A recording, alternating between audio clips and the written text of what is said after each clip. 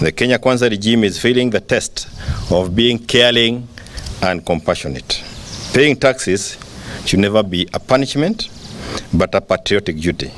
Under the KK regime, taxation is a punishment that is hurting the entire economy. We remain opposed to the 16% tax on petroleum products. We remain opposed to the housing tax and its colonial undertones that make it look like the infamous hut tax of the colonial era. We are deeply opposed to the high pay rates that Kenyan workers are being forced to endure. We remain opposed to the subjection of the retiree pensions to taxation.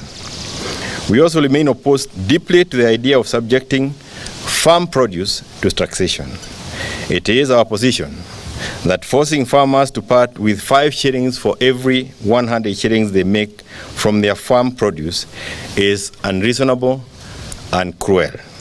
We encourage our farmers to resist this tax with all their might. On NADICO, we have been adequately briefed on the progress, including a number of bills, and to be exact, 9 of them, that have been lined up for the implementation of the report. We express gratitude to Parliament for the adoption of the report. That was a product of a bipartisan consensus and wide public participation.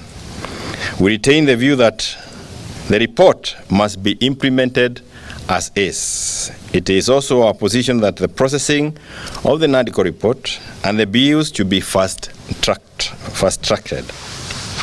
Regrettably, we have also been informed of forces within KK, in and outside of Parliament, who are determined to undermine the report and the bills.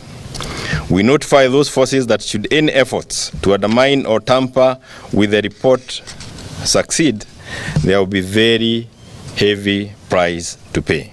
On the issue of the Right Honorable Raila Odinga's bid for AU chairmanship, the summit reiterated our earlier stand as a coalition to support in every way we can to ensure that Mr. Odinga takes the seat. It is our position as a coalition that it is in the best interest of the country and the East African community that Right Honorable Raila Odinga takes the seat. To this end, we very much appreciate the support of our neighbors and those across the continent who have extended their support to Right Honorable Raila Odinga.